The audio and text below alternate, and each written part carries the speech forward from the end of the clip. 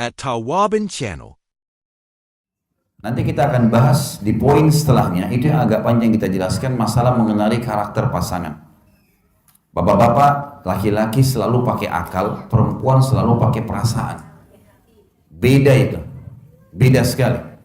Nah, kan kita berikan contoh-contohnya. Makanya bapak-bapak harus bisa mengerti bagaimana alam perasaan, ibu-ibu harus bisa mengerti bagaimana alam pikiran. Nanti akan saya kasih contoh-contohnya, banyak sekali contoh nanti di poin setelahnya. Intinya, bapak-bapak disuruh berlemah lembut. Kita contoh misalnya, Anas bin Malik, sahabat Nabi ini menjadi pembantu 10 tahun di rumah Nabi SAW. Dari umur 9 tahun sampai umur 19 tahun. Apa kata Anas? Saya selama 10 tahun tinggal di rumah Nabi SAW sebagai pembantu, belum pernah satu kali pun saya mendengarkan Nabi SAW membentak-bentak, apalagi sampai memukul istri juga pembantunya. 10 tahun tidak pernah dengar satu kali pun. Jadi memang perilaku seperti itu. Perilaku yang memang diperintahkan untuk berbuat baik. Ini hak yang pertama. Hak yang kedua adalah diberikan nafkah. Tadi saya bilang nafkah ini sesuatu yang roda kehidupan berjalan dengannya. Harus belanja, bapak-bapak yang bijak saya bilang tadi, tulis semua pengeluaran rumah. Rincikan. Kita juga akhirnya jadi lebih mudah tahu, oh ternyata bulanan saya butuh sekian nih. Kalau kurang dari ini berarti saya harus lebih ekstra lagi kerja misalnya. Baik, nafkah ini adalah masuk dalamnya makanan, minuman, pakaian, dan tempat tinggal semampunya. Kalau bisa kontrak dulu, kalau bisa beli alhamdulillah. Tapi ini semua masuk dalam masalah nafkah. Ya, dalam masalah nafkah. Semampunya. Allah subhanahu wa ta'ala menyuruh kita melalui lisan Nabi Muhammad SAW dalam hadis Bukhari, sesungguhnya istri-istri kalian punya hak dari kalian, yaitu kalian belikan makanan, minuman, pakaian, dan tempat tinggal semampu kalian. Memang disuruh kita kasih. Dan nafkah ini saya bilang tadi pahalanya sangat besar. Sangat besar. Ya. Karena mengalahkan tadi pahala sedekah di jihad, pembebasan budak, dan juga fakir miskin. Juga masuk dalam poin yang ketiga, kewajiban suami yang merupakan hak istri adalah pendidikan. Pendidikan. Bagaimana kita bisa mendidik istri, terutama pada hal-hal kewajiban-kewajibannya. Karena belum tentu ayahnya mendidik semuanya. Banyak orang tua yang saya di Indonesia ini, mereka pada saat anaknya menikah, mereka memberikan kursus cepat. Setengah jam, 1 jam sebelum akad nikah yang dia mau pakai untuk modal hidupnya 50 tahun, 60 tahun ke depan. Sini nak, ayahnya dudukin, kamu harus begini. Sudah selesai, ayahnya sudah mumet si anak, tegang mau hadapin akad nikah, datang lagi ibunya, kamu harus begini. Iya kalau cara mereka benar. Akhirnya si anak pada saat akad nikah kaku, tidak bisa nyebutin kalimat akad nikah. Karena bertumpuk semua hal yang 50 tahun ke depan. Ini keliru ini. Mestinya harus diperbaikin. Tidak boleh begitu. Maka harus ada proses ya, pendidikan. Allah berfirman dalam surah Tahrim ayat 6. A'udzubillahi minasyaitonirrajim. Ya ayyuhalladzina amanu qu anfusakum wa ahlikum nara wa quduhan nas wal hijara. Hai sekalian orang-orang yang beriman, selamatkan diri kalian dan keluarga kalian, istri dan anak dari api neraka yang bahan bakarnya dari manusia dan batu. Al-ayah, lanjutan ayat ada tentunya, tapi saksi bahasan kita adalah disuruh didik anak dan istri. Terutama berhubungan dengan kewajibannya. Kalau bapak ibu yang belum menjalankan, saya waktu begitu akad nikah, saya dudukkan istri saya lalu saya tuliskan poinnya. Bahkan waktu itu saya punya laptop, saya datangkan, saya bilang, ini hak kamu.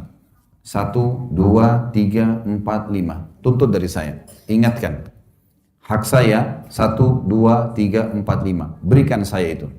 Semua kita kerjakan karena Allah, maka akan aman. Dan alhamdulillah berjalan. Karena kita sudah bangun di atas pondasi itu. Jangan masuk dalam rumah tangga seperti orang terjun bebas. Ya sudah nikah nanti aja. Nanti dia akan saling mengerti. Nggak bisa. Harus punya manajemen di sini. Bagaimana rapi dalam memahami hak-hak dan kewajiban. didik mereka. Banyak suami, dia mau istrinya tiba-tiba faham kemauannya tanpa dididik. Makanan favoritnya, penataan rumahnya, gitu kan. Mungkin apalah ya, mungkin tamu, kalau ada tamu datang seperti apa pola penjamuannya. Misal orang tuanya datang, ada banyak suami tiba-tiba marah tanpa sebab. Ibunya datang, kamu nggak hormati ibu saya. Kenapa? Tadi telat buatin teh misal. Baik, tadi ada kerjaan, anak masih nangis dan seterusnya. Nah ini harus dengan pendidikan yang benar. Ini harus dituntun teman-teman. Ada juga bapak-bapak, nanti akan kita singgung dalam masalah biologis dalam Islam. Mereka berharap istrinya melakukan sesuatu yang dia butuhkan dalam masalah biologis diranjang. Tapi dia nggak bahasakan. Dia hanya mau tahu istrinya harus mengerti. Nanti juga kita akan bahas, ibu-ibu juga begitu. Angan-angannya dalam masalah biologis ada A, B, C, tapi dia nggak bahasakan ke suaminya. Mungkin karena merasa itu rancu, mungkin karena merasa itu aib, mungkin karena merasa nggak perlu, atau yang lebih parah adalah berharap pasangan faham tanpa dibahasakan. Ini nggak mungkin terjadi. Harus bahasakan. Saya begini. Seperti kalau kita lagi suka makanan, kita bilang, saya suka sekali sayur asam, saya suka kalau tempe seperti ini. Dibahasakan sehingga pasangan kita tahu, gitu kan? Saya suka, ibu-ibu saya suka sekali kalau abang, kakak pakai baju seperti ini. Ya. Atau menggunakan pola berbicara seperti ini misalnya, dan seterusnya. Maka itu adalah harus dibahasakan, mendidik. Masuk juga hak istri yang keempat adalah perlindungan. Dilindungi. Ya. Hati-hati bapak-bapak sekalian, keamanan di rumah adalah tanggung jawab kita. Jangan sampai ada listrik yang rusak, panel listrik yang rusak, dan istri sudah bilang, bang, ya, kakak atau siapa saja dipanggil, ini listrik berbahaya. Nanti kalau saya sama anak-anak pegang kesetrum bisa mati. Oh, udah gampang nanti aja. Tinggal sampai seminggu udah diperbaikin. Istrinya habis ngepel, tangannya basah, nggak sengaja pegang listrik kesetrum. Kalau mati istrinya, dia bertanggung jawab, dia membunuh. Ini kalau teman-teman nonton acara ceramah saya di YouTube, dosa-dosa besar masuk dalamnya adalah membunuh. Saya jelaskan, banyak orang membunuh tapi tidak sadar. Ibu-ibu bisa bunuh suaminya, ada makanan sudah rusak. Daripada dibuang, kasih aja hidangkan sama suaminya, tinggal diangatin, terus keracunan mati. Membunuh itu. Dia tahu kan tidak boleh. Lagi licin lantai, dia lagi ngepel, temannya telepon, angkat telepon dulu. Suaminya lewat, kepleset, jatuh, kebentur kepalanya, mati. Istrinya berdosa tuh. Tanggung jawab dia. Masing-masing punya tanggung jawab di sini. Makanya nggak boleh bapak-bapak sekalian ada yang bocor atap, ada sesuatu yang berbahaya, begitu dibahasakan oleh istri dan anak kita harus tahu sikap, karena memang kita bertanggung jawab di sini. Ada pertanggungjawaban di sisi Allah Subhanahu Wa Taala. Kata Nabi SAW dalam hadis, kalian semua pemimpin akan diminta pertanggungjawabannya pada hari kiamat. Seorang pemimpin negara bertanggung jawab terhadap masyarakatnya dan diminta pertanggungjawaban hari kiamat, dan seorang suami bertanggung jawab terhadap seluruh yang berhubungan dengan istri dan anaknya dan akan diminta pertanggungjawaban hari kiamat. Seorang istri bertanggung jawab terhadap harta dan anak suaminya dan akan diminta pertanggungjawaban pada hari kiamat. Ya. Jadi kita harus tahu di sini ada pertanggungjawaban. Ya. Ini adalah hak ibu-ibu 4 poin yang merupakan kewajiban bapak-bapak. Lebih dari ini hukumnya sunnah. Masuk dalam masalah hak di sini yang mendidik dan melindungi, ada 5 haknya. Satu lagi, memenuhi kebutuhan biologis. Bapak Ibu harus tahu ya, kita kalau dalam posisi haram, orang kalau buat sesuatu yang haram, kayak banyak orang pacaran di luar sana, pacaran ini halal dalam Islam, tapi setelah akad nikah, pacaran secapeknya, nggak masalah. Mau keluar berdua, mau hamil pun nggak masalah, gitu kan. Tapi setelah akad nikah, itu saja. Sebelum akad nikah jangan, tidak boleh memang dalam Islam. Tidak halal namanya, gitu kan. Kata Nabi SAW, seseorang di antara kalian ditusuk dengan besi yang tajam, lebih ringan daripada dia menyentuh tangan yang bukan mahramnya. Tidak halal bagi dia. Memang dilarang dalam Islam, gitu kan. Jadi memang kita harus paham teman-teman sekalian, kalau dalam Islam setelah menikah, kita dianjurkan untuk memberikan hak pasangan kita. Laki-laki dan perempuan harus paham, waktu mereka menikah, rumah tangga itu 50% biologis, 50%-nya biologis. Sisanya kegiatan yang lain. Sabda Nabi SAW, siapa yang menikah dia telah menyelamatkan setengah agamanya, tinggal dia menjaga setengah yang tersisa. Karena setengah agama ini adalah masalah biologis. Laki-laki banyak yang rusak karena perempuan, perempuan banyak yang rusak karena laki-laki. Kalau sudah menikah, ada tempat pelampiasan, maka berarti secara otomatis dia akan aman setengah agamanya. Makanya ulama bilang, kalau orang sudah menikah, syaitan akan berkumpul di rumah tangga itu supaya jadi malas, supaya jadi tidak mau berhubungan biologis. Istrinya sama suaminya sudah sikat gigi, sudah wangi, sudah pakai baju bagus, nggak mau disentuh, nggak mau berhubungan. Tapi kalau dia berhubungan haram di luar sana, biar juga pacarnya nggak sikat gigi, dia mau ciuman. Itu yang terjadi. Syaitan hiasi perbuatan yang kotor. Banyak laki-laki yang tidak beriman sama Allah mau menyentuh perempuan pelacur yang gonta-ganti pasangan, kemaluan sama orang yang tidak jelas. Tidak jelas juga mulutnya, baunya seperti apa. Mungkin bau khamar, mungkin bau rokok dan seterusnya. Tapi mau berhubungan. Istrinya di rumah yang bersih, yang suci nggak mau. Ada juga perempuan begitu. Sama suaminya bosan, jenuh. Tapi kalau sama laki-laki lain, hanya sedikit saja dipanggil sayang. Oh ini laki-laki perhatian nih. Kalau suami saya nggak pernah bilang sayang gitu. Padahal mungkin suaminya sudah 700 kali ucapkan itu kan. Gitu. Tapi seperti itulah syaitan menghiasi. Makanya di dalam rumah tangga harus diperhatikan baik-baik tentang masalah ini. Biologis hak pasangan.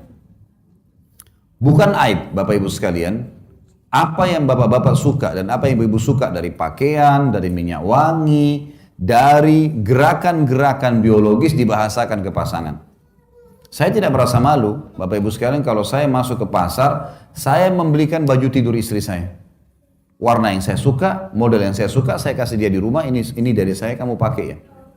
Dan itu luar biasa, membuat saya merasa, oh iya di luar saya tidak terganggu lagi. Karena apa yang bisa menggoda dari perempuan, sudah dimiliki oleh istri saya. Ibu-ibu bukan aib, oh suka laki-laki pakai baju kaos hitam, suka pakai celana pendek, apa yang kira-kira menggoda kita dari lawan jenis, beli, kasih pasangan pakai. Karena begini, kemasan itu, fisik kita, dunia ini rata-rata kemasan dan kiasannya. Selebihnya, inti utamanya satu, maksudnya begini. Misal Bapak Ibu, saya mau tanya, apa bedanya makan di daun pisang sama makan di piring emas? Hah? Kemasannya. Iya kan? Tapi tujuannya makan. Apa bedanya orang yang tidur di emperan jalan dengan orang tidur di atas ranjang pakai AC mewah? Kemasannya, tujuannya tidur. Kan gitu. Sama semua itu. Jadi jangan terpengaruh dengan kemasan. Makanan yang kita incipi, manis, ini asam, ini pedas, ini gurih, itu hanya di ujung lidah. Kalau lewat di tenggorokan kita ukuran sepertiga jari saja, kita sudah nggak bisa bedain lagi. Sekarang ini makanan, kita ambil secuil ayam, sedikit sambal, sedikit apalah lauk-lauk, diramas mungkin, diramas disatuin, kita masih bisa lihat, oh ini beda, ini nasi, ini sambal, oh ini ayam, oh ini sedikit potongan rendang dan seterusnya. Baik, kita pegang. Sekarang Bapak Ibu sekalian, kalau kita masukin di mulut mungkin juga kita masih bisa bedain. Tapi kalau lewat di tenggorokan kita seukuran sepertiga jari, masih bisa kita bedain mana nasi, mana rendang, mana ayam, mana sambal tadi. Udah nggak bisa kan? Berarti kemasannya saja yang berbeda ini, casingnya saja. Sama dengan masalah biologis. Apa kata Nabi SAW? Kalau seseorang di antara kalian melihat yang menggoda dia dari lawan jenisnya di luar rumahnya, maka kembalilah segera ke pasangannya karena dia memiliki apa yang dimiliki oleh orang itu. Maksudnya kemaluannya sama saja. Iya, kemasannya beda. Oh ini warna kulitnya putih atau ini hitam, oh ini tinggi, ini pendek. Tapi ujung-ujungnya kemaluannya sama. Sama tadi dengan makanan. Makanya masalah biologis di sini adalah hal bagaimana kita mengemasnya saja. Bagaimana kitanya mengemasnya. Ingat, berhubungan biologis dalam Islam, dalam rumah tangga teman-teman sekalian, itu pahalanya, kadar besarnya, sama dengan besarnya dosa zina. Sama dengan besarnya dosa zina. Ada hadis Nabi begini, fi bidi ahadikum sadaqah. Di kemaluan kalian ada pahala besar sekali. Sahabat faham. Apa kata para sahabat? Ya Rasulullah, ayati ahaduna ahlahu walahu fihi ajr. Wahai utusan Allah, apakah seseorang di antara kami menggauli istrinya dapat kenikmatan, dia dapat pahala? Kata Nabi SAW, ara'aitum law wada'tumu fil haram alakumul wizr. Tidakkah kalian lihat kalau kalian letakkan kemaluan kalian pada yang haram, zina, kalian dapat dosa besar? Kata para sahabat, bala ya Rasulullah. Iya wahai utusan Allah. Kata Nabi SAW, fakadzalika fil halal. Begitu juga pada yang halal. Artinya, melakukan hubungan biologis suami istri, besar kadar pahalanya, sama dengan orang kalau berzina, dosanya dosa besar. Makanya Abdullah bin Umar radhiyallahu anhu, beliau kalau puasa, Ramadan atau puasa sunnah, beliau buka puasa dengan beberapa butir kurma dengan air putih. Habis itu pulang ke rumahnya, habis sholat maghrib berjamaah sama Nabi SAW, pulang ke rumahnya berhubungan biologis dengan istrinya. Karena dia tahu itu pahalanya besar dan ternyata hubungan biologis itu betul-betul meredam seseorang dari perbuatan zina di luar rumahnya. Kalau sudah terlampiaskan kita jadi, orang itu kalau kenyang, dikasih makanan apapun tidak mau makan gitu. Susah dia untuk makan, sudah kenyang gitu kan. Maka itu perintah, makanya dijadikan sebagai sebuah kewajiban. Bapak-bapak harus hati-hati, karena ibu-ibu ini suka dengan kejutan. Jadi kalau misalnya ibu-ibu ini sukanya kalau sudah dandan pakai baju bersih, dia mau suaminya tiba-tiba mengerti keadaan dia, suka mau didatangin langsung. Jadi jangan pulang kerja, tiba-tiba taruh tas, mana makanan? Saya capek, saya ngantuk, tidur. Istrinya sudah dandan tuh. Itu sudah cukup perang, gitu kan. Oh ini istri suami saya nggak perhatian, orangnya nggak romantis, orangnya nggak ini. Padahal karena tidak mengerti saja. Kalau pulang ke rumah, sudah ada lipstik di bibir, sudah minyak wangi, sudah pakai baju, letakin tas, layani dulu. Karena itu tujuannya. Dia mungkin tidak mau ucapkan. Jadi harus pengertian, dan itu hak istri, melayani biologis. Masuk dalam masalah ini adalah berhias, tapi dengan cara laki-laki. Abdullah bin Umar mengatakan radhiyallahu anhuma, Abdullah bin Abbas, beliau mengatakan, aku suka berhias untuk istriku, sebagaimana aku suka dia berhias untukku. Karena Allah berfirman, walahunna mithlu ladzi alaihinna bil ma'ruf, dan para istri memiliki hak yang seimbang dengan kewajibannya. Maka Abdullah bin Abbas memberikan pelajaran kepada kita, dia akan pakai minyak wangi yang istrinya suka. Dia akan menjaga bau badannya. Banyak suami kadang-kadang egois. Dia mau istrinya selalu wangi, tapi dia sendiri apeknya luar biasa. Gitu kan? Ini nggak boleh. Mestinya dia tahu. Ada sunnah-sunnah Nabi SAW, disuruh potong kuku, disuruh potong kumis, disuruh cukur bulu ketiak, disuruh cukur bulu kemaluan. Nabi SAW selalu meletakkan wangi-wangian dari leher beliau sampai ke kaki. Maaf, dari kepala beliau sampai ke kaki. Di kepala seringkali beliau menggunakan cairan air yang wangi. Sampai kadang-kadang netes dari rambut Nabi SAW itu baunya wangi. Dan beliau meletakkan serbuk wangi dari leher sampai kaki. Yang beliau suruh istrinya meletakkan dari negeri Syam. Ya. Itu suruh letakkan, kecuali kemaluan beliau letakkan sendiri. Nabi SAW gemar selalu bersiwak selain pakai minyak wangi. Sampai beliau mengatakan, dicintakan dunia kepadaku karena adanya kaum wanita. Adanya ibu yang dibakti, adanya istri yang dijadikan sebagai sahabat, adanya anak yang dibidik sehingga bisa masuk surga, anak perempuan, adanya saudari juga yang dilindungi. Saya dicintakan dunia, kata Nabi, karena ada wanita-wanita ini. Ada ibu yang saya bakti, ada istri yang saya jadikan sahabat, ada anak yang saya akan didik sampai menikah, dan ada saudari yang saya lindungi. Gitu kan? Dan juga minyak wangi. Nabi SAW gemar dengan minyak wangi. Maka bapak-bapak juga harus begitu. Apa kata Nabi SAW? Sebaik-baik minyak wangi bagi laki-laki yang keras baunya, tapi buram warnanya. Dan sebaik-baik minyak wangi bagi perempuan yang terang warnanya dan lembut baunya. Gitu kan? Laki-laki disuruh selalu. Maka kita wangi, bersih, memang itu perintah. Nabi SAW tidak pernah masuk rumah Bapak Ibu sekalian, Bapak-Bapak terutama, kecuali sudah menjaga bau mulutnya. Tidak pernah tidak bersiwak. Jadi harusnya begitu. Gitu kan? Ada suami, dia tidak mengerti. Bau, pulang kerja, kemudian tiba-tiba dilihat istrinya sudah cantik, langsung saja mau main gauli. Padahal dia baunya luar biasa gitu. Istrinya nolak, neraka. Nah. Kan bahaya ini. Bahaya. Daya ini suami neraka loh. Jadi istrinya kesian sambil lain sambil tutup hidung tuh. Ya. Ini nggak boleh ini. Harus ngerti. Makanya dalam Islam boleh berbohong dalam memuji pasangan. Misal, ibu-ibu mau suaminya mandi, begitu masuk kerja sudah tahu dia akan mendekat, bilang, Masya Allah, belum mandi ada sudah ganteng. Apalagi kalau sudah mandi. Jangan bilang, aduh bau, sana-sana mandi dulu. Nah, tersinggung dia, nggak bisa. Nanti kita bahas di karakter. Laki-laki itu punya sifat kepemimpinan. Maaf, walaupun orangnya pendek, kecil, tetap saja punya sifat kepemimpinan. Nggak bisa. Gini caranya. Kalau ibu-ibu bapak sekalian punya anak laki-laki sama anak perempuan, bedain begini caranya. Coba praktekin ya. Kasih makanan anak laki-laki kita dengan anak perempuan, tapi caranya ambil nasi itu sedikit lempar di hadapannya. Ini nak, makan. Kalau anak laki-laki, karena dia punya sifat kepemimpinan, dia tidak akan makan tuh. Dia ambil sendok, dibuang-buang nasinya.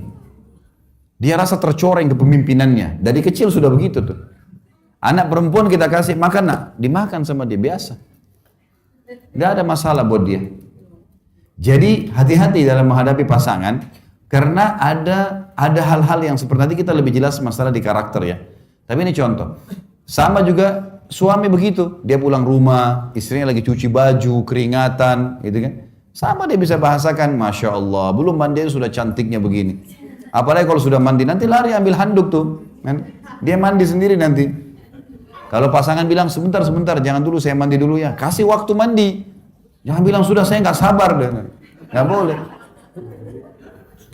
Karena sensitif dalam masalah biologis, jangan pernah biarkan ada celah. Saya bilang sama istri saya, jangan biarkan ada celah di mana nanti saya tidak suka sesuatu atau kau tidak suka sesuatu. Mungkin bau mulut, mungkin bau badan, mungkin bau baju. Jangan nih. Sensitif sekali. Orang kalau dalam masalah biologis ini sensitif segala-galanya, gitu kan? Makanya harus hati-hati. Nabi SAW setiap masuk rumah pasti sikat gigi, pasti pakai siwak maksud saya. Sampai beliau mau meninggal selalu pakai siwak, selalu pakai serbuk-serbuk yang wangi. Beliau selalu menjaga sampai para sahabat mengatakan kami kalau salaman dengan Nabi SAW bau wanginya tercium sampai 3 hari. Jadi saking wanginya Nabi SAW, saking gemarnya. Jadi memang harus begitu memang royal dengan masalah hal-hal seperti ini. Jadi pasangan nyaman, ya. Juga banyak hadis Nabi SAW yang berbunyi hati-hati dalam masalah adab-adab jima ini. Nanti akan kita bahas di kalau tidak salah di poin ke-18 atau nanti ada sebentar ada kiat ke-18 masalah nikmatilah pasanganmu diantaranya adalah dalam masalah biologis. Nanti kita akan bahas masalah itu insya Allah. Baik, ini hak istri. Jadi ada 5 ya. Muasyarah bil ma'ruf, ya, perilaku yang baik, nafkah masuk dalamnya makan, minum dan rumah serta pakaian semampu suami. Kemudian yang ketiga adalah pendidikan, bagaimana mendidik dia dari hal-hal yang berhubungan dengan kewajiban dalam agama. Yang keempat melindunginya ya, dari rumah yang bocor, dari bahaya-bahaya yang akan datang dan seterusnya. Bahkan kalau ada laki-laki yang membela istri dan anaknya kemudian dibunuh, mati syahid, membela kehormatan keluarganya. Yang terakhir memenuhi kebutuhan biologisnya ya. Dalam masalah biologis nanti juga akan kita titik beratkan Bapak Ibu sekalian. Nabi SAW ingatkan baik-baik. Bukan dari golonganku orang yang tidak mulai dengan cumbuan. Jadi memang harus dengan sentuhan, dengan bahasa, dengan ciuman. Tidak boleh orang buru-buru dalam masalah biologis. Bahkan Nabi SAW mengatakan bukan dari golonganku. At Tawaban Channel,